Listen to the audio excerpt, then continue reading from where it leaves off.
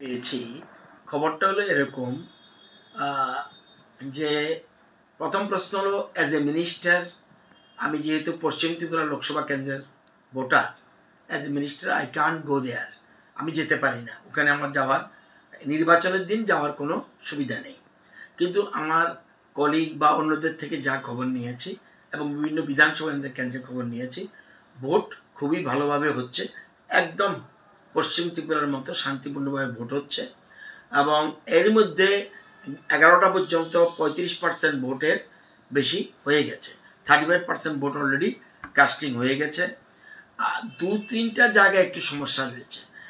রায়মাবেলি বিধানসভা কেন্দ্রের 5 নম্বর বুথে ভোটাররা টার্ন আপ করছে না সঠিকভাবে।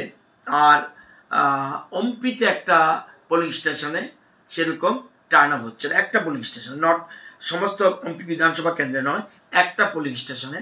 আর রায়মাবেলিও ওখানকার এমএলএর সাথে কথা বলেছি, সেখানেও একটা পোলিং স্টেশনের লোক আসছে না, তাদের অন্য কোনো কারণ থাকতে পারে। এই ছাড়া বাকিটা পিসফুল হচ্ছে এবং খুব শান্তিপূর্ণভাবে ভোট হচ্ছে। সবচেয়ে বড় কথা, একতরফা ভোট হচ্ছে বলে আমার কাছে খবর। একতরফা মিনস সিপিএমের তারা এজেন্ট দিচ্ছে না। এইটা কত ডেকে ডেকে এনে দেওয়া যায় এজেন্ট, কিন্তু এজেন্ট দিচ্ছে না। এটা যুদ্ধক্ষেত্র থেকে পালিয়ে গেছে বলা চলবে।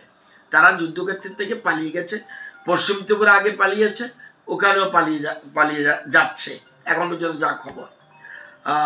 আমার ভয় হয়, এটা আমার আগের একটা ইনফরমেশন ছিল যে পশ্চিম ত্রিপুরাতে তো আমরা হারবই, পূর্ব ত্রিপুরাতেও কোনো একটা ইস্যু তুলে দুপুর 2টার পর তাদের প্রার্থী প্রত্যাহার করে নেয় কিনা আমার কাছে সন্দেহ দেয়। কারণ অতীতে এরকম সিপিএম করেছে।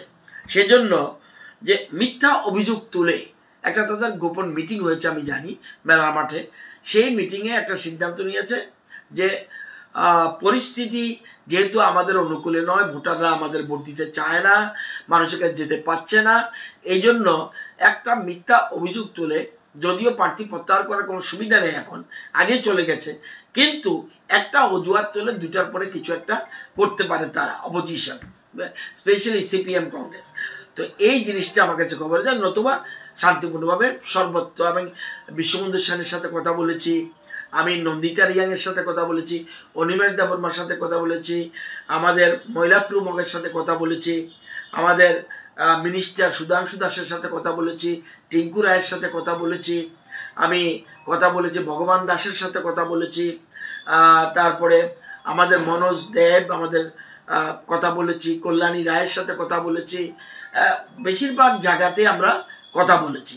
কথা বলে সব জায়গায় পালদাংশু আমাদের ত্রিপুরা মতার যে এমএলএ, তার ওনার সাথে কথা বলেছি, এবং রঞ্জিত দেববর্মার সাথে কথা বলেছি, অনেকের সাথে। শম্ভুকে পাচ্ছি না, ছামনু, নতুবা ওর সাথে খবর নিতে পারতাম। তবু খবর পেয়েছি পিসফুলি ভোট হচ্ছে, সব জায়গায় শান্তিপূর্ণ। মশলা হাতে নয় চামচে তুলুন। লংতরাই গুঁড়ো মশলার প্রতিটি 250 গ্রাম প্যাকেটের সাথে 1টি চামচ ফ্রি। লংতরাই গুঁড়ো মশলা, রান্নায়